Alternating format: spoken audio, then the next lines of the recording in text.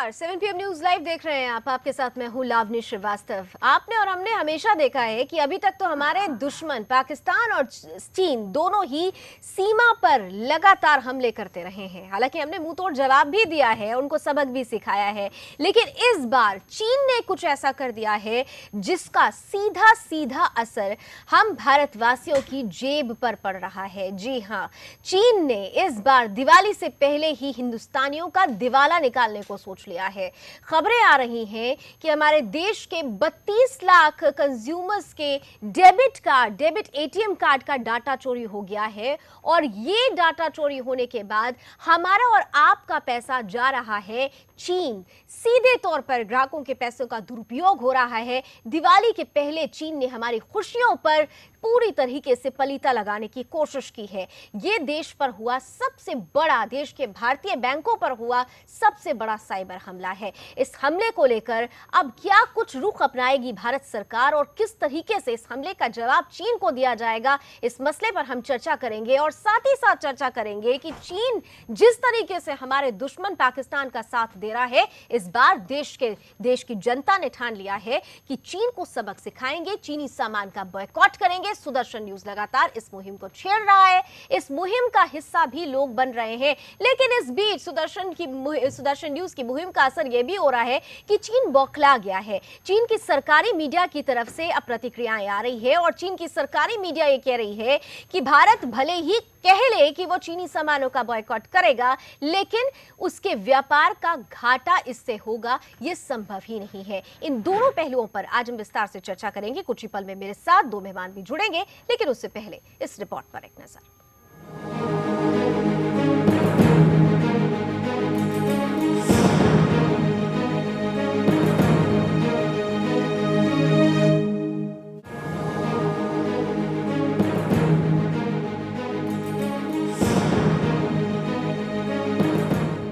पाकिस्तान और आतंकी संगठनों का खुलेआम पक्ष लेने के साथ चीन की एक और बड़ी कारस्तानी सामने आ रही है।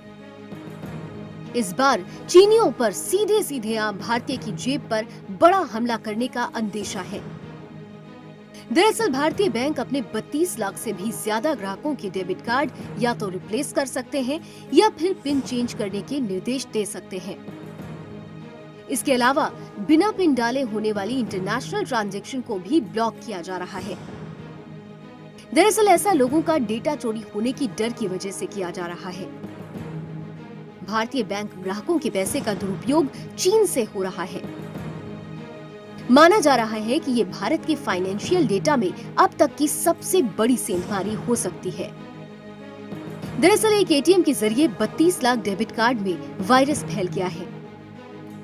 इसी वजह से इन कार्ड का डाटा लीक होने का खतरा बना हुआ है।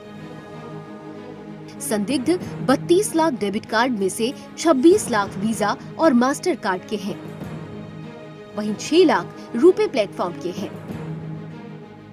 सबसे ज्यादा प्रभावित बैंक में state bank of India, HDFC bank, ICICI bank, yes bank और एक्सिस बैंक शामिल हैं।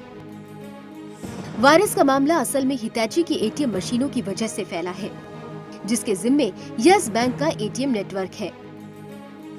मामला पहली बार जुलाई में सामने आया था। इसके एटीएम में कार्ड यूज करने के बाद अलग अलग बैंकों के कई यूजर्स ने बैंकिंग फ्रॉड की शिकायत की। किसी के पैसे निकाल लिए गए तो किसी के डेबिट कार्ड ने काम करना बंद कर दिया। बता दें कि स्टेट बैंक ऑफ इंडिया ने खतरे को भांपते हुए अपने 6 लाख ग्राहकों के एटीएम कार्ड ब्लॉक कर दिए हैं। बैंक का कहना है कि सिर्फ उन्हीं लोगों के कार्ड ब्लॉक किए गए हैं जिन्होंने दूसरे बैंक के एटीएम का इस्तेमाल किया है। वायरस अटैक के कारण इन कार्ड के क्लोन बन जाने का खतरा था। SBI ने यह कदम बिना ग्राहकों को पूर्व सूचना दिए उठाया।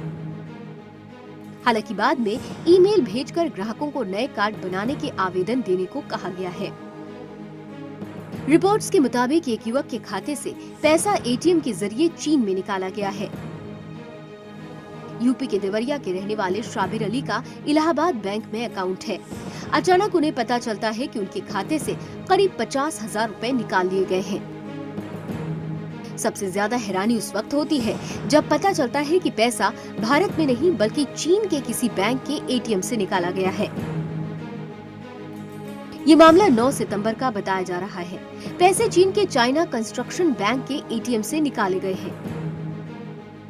हैरान करने वाली बात तो ये है कि कैसे भारत के एक अकाउंट के कार्ड की क्लोनिंग करके चीन में पैसा निकल सकता है।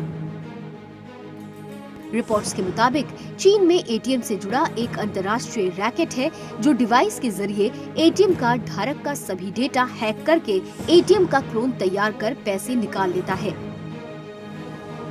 बता दें कि करीब 5 महीने पहले कार्ड क्लोनिंग से पैसे उड़ाने की एक खबर भी आई थी। कार्ड क्लोनिंग करके एक गैंग ने 3 घंटे में 90 करोड़ रुपए निकाल लिए थे।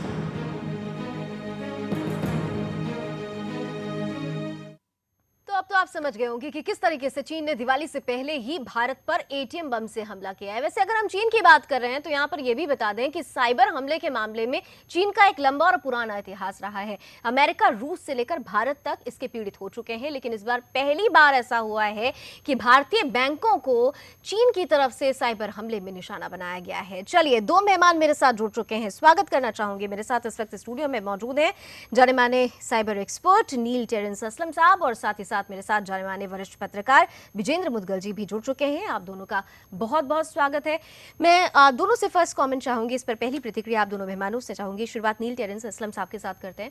अब हमने ये देखा है कि चीन ने पहले भी इस तरीके से साइबर हमले किए हैं और चीन को जब जब क्वेश्चन किया गया तो उनकी तरफ से एक स्टेटमेंट आया कि साइबर सुरक्षा टकराव नहीं बल्कि सहयोग का क्षेत्र है। बात कुछ और काम कुछ और। ये जो हमला हुआ है इसे किस तरीके से लिया जाए और क्या वाकई चीनी एटीएम मशीन इसके पीछे वजह है या कुछ और वजह? जी देखिए, हमको ये देखनी चाहिए कि ये पहले बार तो हुआ नहीं अटैक। ये काफ़ी बार हो चुका है और ये सिर्फ इस गवर्नमेंट के लिए नहीं, इट्स बीन काफ़ी साल हो चुका है। It's just the problem is turning bigger and bigger and people are turning more aware of the problem. आजकल फेसबुक है, ट्विटर है, तो वहाँ से बहुत सारे इन्फॉर्मेशन मिल जाते हैं। जैसे अगर आपको किसी का कार्ड मिल गया, आपने किसी का कार्ड का क्लोनिंग मशीन आ गया, आपने क्लोन कर दिया, तो आपको उसका डेट ऑफ बर्थ चाहिए या कुछ पासवर्ड चाहिए, फेसबुक में मिल जाता है। There is lot of information gathering, data gathering है। उसके बाद पीपल आर मोर अवेयर। आज जैसे मैंने मेरा एक दोस्त है जो क्वेस्ट में काम करते हैं, उसका भी कार्ड से 50,000 रुपीज़ निकाला गया है, लेकिन उसको 24 घंटा मिल गया क्योंकि उसने रिपोर्ट किया। क्योंकि because people are more aware, it's very very important. The second thing, import and export should come down from this country because of lead poisoning. For example, you're talking about toys. In 1990, the toys were banned. कि अगर आप अपनी बातें हिंदी में रखें, क्योंकि हमारे बहुत सारे दर्शक हिंदी व्यूअर भी हैं। अगर आप थोड़ा इसमें import और export देखिएगा तो थोड़ा import और export कम होनी चाहिए और मेक इन इंडिया तो चलने चाहिए। Because for example, जब आप मेक इन इंडिया करते हैं, मोदी जी ने कहा कि हम अपना देश में चीज करेगा बिकॉज देन एम्प्लॉयमेंट और बढ़ेगा। हाँ, ठीक है जी। आप बहुत इंपॉर्टेंट पहलू पर जा रहे थे, हम उस पर भी आएंगे, लेकिन विजय साहब जो बात नील कह रहे हैं कि साइबर हमला हुआ है लेकिन उसके बाद भी मेक इन इंडिया होता है तो तमाम चीज़ें आएंगी, उस पर भी चीन क्या प्रतिक्रिया दे रहा है उस पर हम बाद में आपका कमेंट लेंगे। हम आगे दिखाएंगे कि चीन क्या कह रहा है इस मसले पर। लेकिन अभी जो साइबर अटैक हुआ है, विजय मुदगल जी, जो साइबर अटैक हुआ है, एक तरफ हम देख रहे हैं चीन ये देख रहा है कि देश चीनी सामान का बॉयकॉट कर रहा है, यानी चीन को कहीं ना कहीं से उसकी इकोनॉमी पर हथौड़ा मारने की कोशिश भारत की तरफ से हो रही थी। ऐसे में चीन ने एक दूसरा तरीका अपनाया, सीधे तौर पर साइबर अटैक करो, लोगों के डेबिट कार्ड से पैसे निकालो और वो पैसों का दुरुपयोग चीन से हो रहा है। कितना बड़ा नुकसान हमारी अर्थव्यवस्था के लिए। आपको ये भी देखनी चाहिए जो विजय जी से इसका कमेंट सर प्लीज। लावणी जी, जैसे आपने शुरू में बोला कि वहाँ कोई गैंग ऑपरेट कर रहा है, देखिए चीन की जो राजनीतिक व्यवस्था है वो इस तरह की है कि वहाँ बिना सरकार की मर्जी के कोई गैंग ऑपरेट नहीं हो सकता। तो इसमें बहुत गहराई से देखने की बात है और उसको डिप्लोमेटिक लेवल पे बड़े सीरियसली उठाना चाहिए कि इतना बड़ा हैकिंग गैंग अगर वहाँ चल रहा है तो कैसे चल रहा है और क्या वहाँ की सरकार की जिम्मेवारी नहीं है उसको रोकना। तो ये सीधा सीधा प्रश्न बनता है, भारत सरकार को ऑफिशियल लेवल पे इसको टेकअप करना चाहिए। सर, यहाँ पे आपने जो बात कही है कि वहाँ पे एक हैकिंग गैंग काम कर रहा है, तो रिपोर्ट्स तो ये भी आ चुकी हैं कि उनको जो सरपरस्ती देती है वो खुद चीनी सरकार देती है। नहीं, क्योंकि हमने इतिहास देखा है अमेरिका रूस को लेकर। ये बात दुनिया में एक खुल के सामने आनी चाहिए ना कि अगर चीन की सरकार ये करवा रही है तो मतलब is the nation is involved in this fraud. तो ये और उसके ऊपर क्या एक्शन लिया जा सकता है और देशों को भी, क्योंकि आज ये खाली हिंदुस्तान या अमेरिका के साथ नहीं, ये किसी भी देश के साथ हो सकता है। तो इस पे पूरी इंटरनेशनल कम्युनिटी को अवेयर होना चाहिए और they should take it up very seriously. बिल्कुल। अब मैं नील के पास आती हूँ। नील, एक बहुत इम्पॉर्टेंट बात है, हम जब साइबर अटैक की बात करते हैं, हमने ये देखा कि अगर चीन ने तमाम चीज़ों को हैक किया है तो क्या हमारे बैंक्स के पास वो फैसिलिटी नहीं थी कि यहाँ वहाँ बैठा हुआ इंसान सीधे सीधे 32 लाख कार्ड्स को इस तरह से हैक कर लिया जाता है और हम कुछ नहीं कर पाते, हमें पता नहीं लग पाता? तो क्या लैकिंग हमारे साइड से भी है कहीं ना कहीं से? एब्सोल्युटली। हम सिर्फ ये नहीं कह सकता कि सारे ब्लेम चाइना को दो। हमारे दो चीज़ होनी चाहिए, प्रिवेंट, रिपोर्ट, एनालाइज और रिपोर्ट अगेन। जो we have to go back to technology. जो टेक्नोलॉजी इंपोर्ट हो रहा है, जो आप अपने कार्ड के पीछे देखो, जो मैग्नेटिक स्ट्रिप है या जो एटीएम मशीन कह रहा है, जो एटीएम मशीन विदेश से आ रहा है, जो चिपसेट उसका टेक्नोलॉजी में, चिपसेट में सॉफ्टवेयर क्या एम्बेड होता है, क्या कोडिंग है उसका। हमारे इंडिया में Indians are across the world, technology में हम लोग लीड कर रहा है। हम अपना सेफ्टी सिक्योरिटी क्यों नहीं बना सकते हो? जैसे मैं एक कंपनी में काम किया था, उस company they used to report to company called Black Ice. वहाँ पे जब साइबर अटैक होता पेटेंट्स के लिए, तो पेटेंट्स के लिए जब अटैक होता हम उसको कट ऑफ नहीं करते। अगर हम उसको कट ऑफ कर दिया तो हमको कभी आज तक पता नहीं लगेगा वो कौन से पेटेंट का पीछे भाग रहा है। अटैक करो, पता करो कौन से फाइल के पीछे जा रहा हो, वो डेटा हटाओ। So there is a proper procedure. ऐसे चीज नहीं है जो बैंक को पता नहीं है। बैंक इट्स द बैंक का रिस्पॉन्सिबिलिटी है कि आप ये, there are some patent laws. जब आप कुछ टेक्नोलॉजी लेते हो या टेक्नोलॉजी खरीदते हो या कुछ काम करवाते हो दूसरे देश से या कोई कंपनी से, कि उसका क्या पॉलिसी है, उसका क्या प्रोसीजर, डेटा कैसे जा रहा है। एवरीथिंग आज एटीएम्स, बैंक्स, हर चीज़ ऑनलाइन है इंटरनेट में। आप अपना कार्ड डालते हैं सिस्टम पे, पासवर्ड टाइप करते हो और ले लेते। वो डेटा कहाँ से कहाँ ट्रांसफर होता, you know, the mainframe. Every bank has a mainframe. Some banks can not, कोई बैंक ऐसे होता है जो मेन फ्रेम अफोर्ड नहीं कर सकते, वो पिगी बैक करते हो किसी मेन फ्रेम पे। तो वो डेटा का फ्लोर कहाँ चलते, what are the loopholes of going to China. लेकिन अगर आपको यहाँ पर याद हो कि जब चाइना से एटीएम मशीन्स आ रही थी आज से कुछ साल पहले, कुछ विशेषज्ञों ने इस बात को लेकर एक चेतावनी दी थी कि आप चाइना से एटीएम मशीन को खरीदना बंद करना होगा, हमें कहीं और ऑप्शन ढूंढना होगा, क्योंकि अगर हम चाइना की एटीएम मशीनों को यूज़ कर रहे हैं तो डेफिनेटली उन्होंने कुछ ऐसा कोड रखा होगा जिससे हमारे बैंक्स की, हमारे कंज्यूमर्स की प्राइवेसी पर कोई ना कोई क्वेश्चन लग रहा है जी। तो क्या ऐसे में सिर्फ एटीएम मशीन्स को बदल देना ही एक ऑप्शन हो सकता है या फिर हम दूसरे ऑप्शंस की तरफ भी जा सकते हैं? दूसरे ऑप्शन भी देखना। अगर आपने कभी ऑनलाइन शॉपिंग किया है, आप अपना बीएससी का बिल दिया या फोन का बिल दिया, तो पीछे कार्ड के नंबर एक सीवीवी नंबर होता है, 3 डिजिट नंबर। जैसे मैं एक वेबसाइट में जाते, मैं हर महीना उसको यूज करते हो, क्रेडिट कार्ड, फोन बिल, सब कुछ रिकॉर्ड होता, लेकिन आपका सीवीवी नंबर उसमें हमेशा सेव होता। सीवीवी ऐसे चीज होनी चाहिए जहां सेव नहीं होनी चाहिए। तो उसमें आपका इंटरनेट का जो एप्लीकेशन, जो जावा जो सॉफ्टवेयर है, it is saving your information. It is a violation because I have my own website on cyber security. It should not be saved.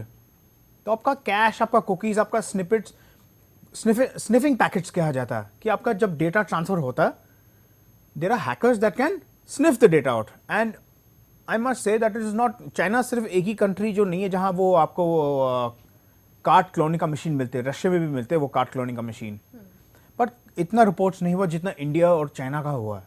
बहुत सारे रिपोर्ट्स हुआ, मैंने भी सुना। और बहुत सारे कंपनी जो सेकंड हैंड गुड्स भी बेचते, जो it's not up to the mark जो इंडिया में बेचते। So that is very important. ठीक है, मैं इस पर और भी ज़्यादा टेक्निकली आपसे बहुत सारी चीज़ें समझने की कोशिश करूंगी क्योंकि हमारे दर्शकों से जुड़ी हुई ये खबर है। लेकिन उससे पहले मैं मुदगल साहब के पास भी आऊँगी। थोड़ा सा हम अगर इस ओर बढ़ते हैं मुदगल साहब, हम ये देख रहे हैं कि जैसे मैंने शुरू में ही कहा कि अर्थव्यवस्था को चोट पहुँचाना ही चीन का एक मकसद हो सकता है इस हैकिंग के पीछे जो अगर हम देख रहे हैं। लेकिन ऐसे में अब भारत की तरफ से एक और ख़ास चीज़ की पहल की जा रही है। देश की जनता ये पहल कर रही है कि चीनी सामानों का बॉयकॉट किया जाए। लेकिन चीन अगर खुलेआम ये कहता है कि अरे, और बहुत ही अजीब से शब्दों का इस्तेमाल चीनी मीडिया में ये किया गया है कि ये लोग केवल भौंक सकते हैं, ये कहा गया है। ग्लोबल टाइम्स वहाँ पे सरकारी मीडिया है और उसकी तरफ से कहा गया है कि वो भले ही इस तरीके की बातें करें, लेकिन वो जानते हैं कि चीन के बिना हमारा काम नहीं चलेगा, क्योंकि हमारे पास वो लेबर ही नहीं है, हमारे पास वो टेक्नोलॉजी ही नहीं है। तो ये जो एक ओपन चैलेंज चीन की तरफ से दिया जा रहा है, उसे किस तरीके से लिया जाना चाहिए? नहीं, लावली जी, टेक्नोलॉजी का प्रश्न नहीं है यहाँ। टेक्नोलॉजी तो चीन के पास भी नहीं थी, ये तो जापानीज कंपनी और अमेरिकन कंपनीज ने इन्वेस्ट करके वहाँ टेक्नोलॉजी लेके आए हैं। लेकिन बात यह है कि चलिए, उस समय इंडिया में सिर्फ एक हमारे लेबर लॉस की वजह से हम मेक इन इंडिया उस समय सक्सेसफुल नहीं कर सके, जबकि बहुत सारे अमेरिकन कंपनीज का ये था कि India can be a place जहाँ चीप लेबर अवेलेबल है और यहाँ पे प्रोडक्शन का काम बहुत आसानी से वो कॉम्पिटिटिव लेवल पे हो सकता था। सरकारी पॉलिसीज़ नहीं, लेबर लॉज आप चेंज नहीं कर पाए, लैंड एक्विजिशंस में भी बहुत गड़बड़े रहीं, तो इसका कारण ये सक्सेसफुल नहीं हो पाया। लेकिन अब ये गवर्नमेंट कुछ ना कुछ प्रयास कर रही है। अब जहाँ तक भौंकने का या इस तरह की भाषा का इस्तेमाल करने की बात है, तो ये तो देखिए, अगर मैं आपको एक छोटी सी बात बताता हूँ कि एक बार थाईलैंड के अंदर, जैसे हमारे यहाँ से आर्टिफिशियल ज्वेलरी जाती थी और थाईलैंड में जाती है और पूरे वर्ल्ड में जाती हैं, जयपुर में बनती हैं, जो चाइना ने उसका रेप्लिकेशन करना शुरू किया और बहुत सस्ता आर्टिफिशियल ज्वेलरी उतारी उन्होंने मार्केट में। लेकिन उसे उनको पूरी तरह से आता नहीं था उसको बनाना, तो उससे क्या हुआ कि लड़कियों ने जिन्होंने उनको यूज़ किया उनको इन्फेक्शन होने लगा। तो जब इन्फेक्शन होने लगा तो सबने चाइना का माल उठा के बाहर फेंका। हाँ, लेकिन यहाँ पे नहीं हुआ ना। यहाँ पे ऐसा, अगर हम बीती सरकारों की बात करते हैं, बीती इतिहास की बात करें, तो जब दिवाली आती है और वहाँ से जब पटाखे यहाँ इस्तेमाल किए जाते हैं और किस तरीके से लोग बीमार पड़ते हैं, इसे नज़रअंदाज किया जाता है। लेकिन इस बार देख रहे हैं हम कि जनता जागरूक हो चुकी है, अपने असल दुश्मन को पहचान रही है, और यही वजह है कि हम लगातार स्वदेशी की ओर बल दे रहे हैं। सुदर्शन न्यूज भी कह रहा है कि स्वदेशी अपनाओ, स्वदेशी को ही आत्मसात करो। मैं सर आऊंगी आपके पास, लेकिन एक रिपोर्ट अपने दर्शकों को दिखाते हैं। हमने जैसे बताया कि चीन की सरकारी मीडिया ये कह रही है कि भले ही भारत बॉयकॉट करने की बात करता हो, लेकिन चीन के लिए भारत एक बड़ा बाजार है और भारत सिर्फ कह सकता है, कुछ कर नहीं सकता। क्यों ऐसा कह रहा है, इसके पीछे वजह क्या है और क्या वो तर्क दे रहा है, जरा इस रिपोर्ट में देख लेते हैं। एक तरफ चीन भारत को अपनी मंडी बनाकर इस्तेमाल करता है, भारत के दुश्मनों की मदद करता है, भारतीय नागरिकों की जेब पर सीधा हमला करता है। वहीं भारत में चीनी सामानों की खरीद का विरोध होता है, तो चीन की सरकारी मीडिया भारतीयों के बारे में कहती है कि ये लोग केवल भौंक सकते हैं। चीन की सरकारी मीडिया ने कहा है कि भारतीय सोशल मीडिया पर चीन में बने सामान के बहिष्कार के लिए किया गया आह्वान भड़काऊ है, क्योंकि भारतीय उत्पाद चीन के उत्पादों के मुकाबले टिक नहीं सकते। ग्लोबल टाइम्स के लेख में भारत पर जमकर निशाना साधा गया है। इसमें कहा गया है कि भारत केवल भौंक सकता है, दोनों देशों के बढ़ते व्यापार घाटे के बारे में कुछ नहीं कर सकता। पाकिस्तान स्थित आतंकवादियों को अंतर्राष्ट्रीय आतंकी घोषित कराने के भारत के प्रयासों के चीन के लगातार विरोध ने कई भारतीयों को नाराज कर दिया है। ऐसे लोगों ने चीनी उत्पादों के बहिष्कार का आह्वान किया। अखबार ने प्रधानमंत्री नरेंद्र मोदी की मनपसंद परियोजना मेक इन इंडिया को अव्यावहारिक करार दिया है। चीनी अखबार ने चीन की कंपनियों को भारत में निवेश नहीं करने को कहा है। उसने चिताया है कि उस देश में निवेश आत्मघाती होगा जहां भ्रष्टाचार अधिक है और काम करने वाले मेहनती नहीं हैं। लेख में कहा गया है कि भारत को अभी सड़क राजमार्ग बनाने हैं, उसके पास बिजली और पानी की बहुत कमी है। सबसे खराब स्थिति तो ये है कि सरकार के हर विभाग में ऊपर से नीचे तक हर स्तर पर भ्रष्टाचार का बोलबाला है। अखबार ने अमेरिका को रिझाने को लेकर भारत की कड़ी आलोचना की है। अखबार ने कहा है कि अमेरिका किसी का दोस्त नहीं है, अमेरिका सिर्फ चीन को घेरने के लिए भारत को दुलार रहा है। ऐसा इसलिए है क्योंकि अमेरिका चीन की वैश्विक शक्ति और उसके विकास से जलता है। लेख के अनुसार भारत के पास काफी पैसा है, लेकिन अधिकांश पैसा राजनेताओं, अफसरों और उनके कुछ अंतरंग पूंजीपतियों के पास ही है। भारत का अमीर वर्ग देश में वो पैसा खर्च करना नहीं चाहता है जो वास्तव में करदाताओं का पैसा है। उसकी जगह भारतीय संस्थान उस पैसे का अपने व्यक्तिगत उपभोग के लिए इस्तेमाल करते हैं। अखबार का कहना है कि इन्हीं वजहों से प्रधानमंत्री नरेंद्र मोदी ने मेक इन इंडिया जैसी अव्यवहारिक योजनाएं शुरू की। इसलिए भारतीय संस्थान चाहते हैं कि विदेशी कंपनियां भारत में निवेश करें। अखबार ने कहा है कि भारत में निर्माण परियोजना शुरू कर वहां निवेश करना चीन की कंपनियों के लिए पूरी तरह से आत्मघाती होगा। भारत का कामगार वर्ग मेहनती और कार्यकुशल नहीं है। लेख में कहा गया है कि भारत में दुकानें खोलने की जगह चीन की कंपनियों को चीन में ही अपने निर्माण इकाइयां लगानी चाहिए। स्मार्टफोन बनाने वाली दुनिया की तीसरी सबसे बड़ी कंपनी हुआवेई ने पिछले माह ही भारत में अपनी निर्माण इकाई लगाई है। लेख में कहा गया है कि किसी भी हाल में भारतीय व्यापारी चीनी उत्पादों को खरीदने और उन्हें भारत में बेचने के लिए बड़ी संख्या में चीन आते हैं। ये तरीका चीन के अनुकूल है, इसलिए भारत में कारखाने लगाकर पैसा बर्बाद कर इस व्यवस्था को क्यों बिगाड़ा जाए। अखबार ने लिखा है कि भारतीय अधिकारियों को चीन के साथ बढ़ते व्यापार घाटे के बारे में भौंकने दो। मामले की सच्चाई यही है कि वो इसके बारे में कुछ नहीं कर सकते। Bureau report, Sudarshan news. तो ये सोच रखता है चीन में। फटाफट मुदगल साहब के पास आना चाहूंगी। मुदगल जी, आप देख रहे हैं मेक इन इंडिया को ही कह रहे हैं कि ये तो इम्प्रैक्टिकल प्रोसेस है, ये तो पॉसिबल ही नहीं। चीन में जिस तरह से मेक इन चाइना हो रहा है उस हिसाब से तो कोई देश नहीं कर सकता। आपको रीबॉक का स्कैंडल पता होगा, जहाँ पे एक रिपोर्टर ने घुस के ये बताया कि वहाँ पे एक एक आदमी से 13-13 घंटे तक काम कराया जा रहा था और उसके एवज में उसको कुछ नहीं मिलता था। जो रेगुलर तनख्वाह थी वो थी ना, उनको कोई ओवर टाइम मिलता था। लेकिन अगर ये स्थिति इंडिया में तो हो नहीं सकती कि आप लेबर को इस तरह एक्सप्लॉइट करें। तो हाँ, तो देखिए चाइना के अंदर क्या होता है क्या नहीं होता। जो करप्शन की जो मिसाल थी, तो चाइना के अंदर तो जिस लेवल की कम्युनिस्ट पार्टी के लोग करप्ट हैं, जिस तरह से एक के बाद एक स्कैंडल उनका बाहर आता रहता है। और चाइना की खैर अपनी प्रॉब्लम्स हैं, वहाँ पब्लिक सेक्टर बहुत घाटे में जा रहा है, लेकिन उसको कुछ कह नहीं सकते वो, क्योंकि सारा पब्लिक सेक्टर उन चाइना कम्युनिस्ट पार्टी के लोगों को के एम्प्लॉयमेंट के लिए लगा हुआ है। तो चाइना का एक अलग प्रॉब्लम है। और सामान का जहाँ तक ताल्लुक है, तो चाइना सस्ता बनाता है तो उसके और बहुत से कारण हैं, और जो वहाँ की गवर्नमेंट की सपोर्ट है वो अलग है। कहीं ना कहीं से अगर देखा जाए तो साउथ एशिया में जिस तरीके से भारत उभर रहा है, उसकी ग्रोथ रेट बढ़ी है, और ऐसे में चीन को पीछे करके भारत अगर एशिया का गुरु बनने के लिए आगे बढ़ रहा है, तो ये तमाम चीजें, तमाम प्रतिक्रियाएं चीन की बौखलाहट ही है। मैं नील के पास आना चाहूंगी। नील, चलिए एक बहुत अहम पहलू है। अब ये कहा जा रहा है कि जनरली ये होगा कि आपके पिन नंबर्स बदल दिए जाएंगे, बैंक ये कह रहे हैं, या फिर आपका एटीएम कार्ड बदल दिया जाएगा। क्या सिर्फ ये ऐसा करने से आने वाले वक्त में ये जो समस्या शुरू हुई उसका समाधान निकल आएगा? क्योंकि अगर आज हैक हुआ है तो कल को नए एटीएम कार्ड्स के कोड्स भी हैक हो सकते हैं। पासवर्ड चेंज करने का या कार्ड चेंज करने का सोल्यूशन नहीं है। पहले सोल्यूशन है सेफ्टी। डेटा बंद कीजिए, डेटा चेक कीजिए कि क्या डेटा जा रहा, कहां पे जा रहा, कौन से पोर्ट।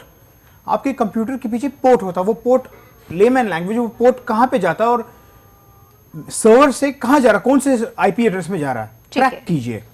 दूसरी चीज है बैंक को पेनल्टी लगाओ। कोई कस्टमर का 50,000 अगर फ्रॉड हुआ तो बैंक तो तुरंत 50,000 रुपीज वापस दे देता, बट वो सोल्यूशन नहीं है। आप बैंक को liable, hold the bank responsible, क्योंकि bank has taken responsibility and also is govern by the RBI कि वो आपके पैसे सुरक्षा रखेगा, बिल्कुल इंटरेस्ट देगा और आपको टाइम पे देगा। यानी अकाउंटेबिलिटी बैंक की बनती है, क्योंकि जनता की गाड़ी कमाई। For example axis, 5 second sir, axis bank for example बहुत सारा फ्रॉड कर रहा है। अभी उसका खूब खुलासा होने वाला है अगले दिन में। Axis bank KY forms follow नहीं कर रहा, नो योर कस्टमर का फॉर्म्स ही नहीं फॉलो कर रहा। तो who is responsible, customer, bank और India? How can you blame Modi, how can you blame ministry of finance, how can blame police, CBI? पहले आप कैच द रूट, आप रूट को ठीक करेगा, सब ठीक होगा आस्ते आस्ते। ठीक है, यानी जो जड़ है उसमें जो गंदगी है उसे हटाने की कोशिश करनी होगी। हम तमाम तरीके से पॉलिटिकली जो जवाब आते हैं, जो एक दूसरे पर आरोप लगाए जाते हैं, उनको दरकिनार करते हुए असल जड़ को समझना होगा। और चीन का जो गंदा खेल चल रहा है, दिवाली के पहले हमारे देश के लोगों का दिवाला निकालने के लिए जो उसने गंदा खेल खेला है, उसके गंदे खेल का सबक सिर्फ इतना है कि इस बार चीन के सामान को पूरी तरह से बॉयकॉट करें, स्वदेशी सामान को अपनाएं, स्वदेशी को अपनाएं और सुदर्शन न्यूज की इस मुहिम में लगातार जुड़िए, क्योंकि हम जानते हैं कि स्वदेशी का आनंद अपने आप में आत्मा का आनंद होता है। बहुत बहुत शुक्रिया आप दोनों मेहमानों का मेरे साथ जुड़ने के लिए, बहुत महत्वपूर्ण बात हमारे बीच रखने के लिए। न्यूज रूम लाइव में अभी बस इतना ही, फिर हाजिर होंगे देश दुनिया की तमाम खबरों के लिए। आप देखते रहिए सुदर्शन न्यूज। जय हिंद।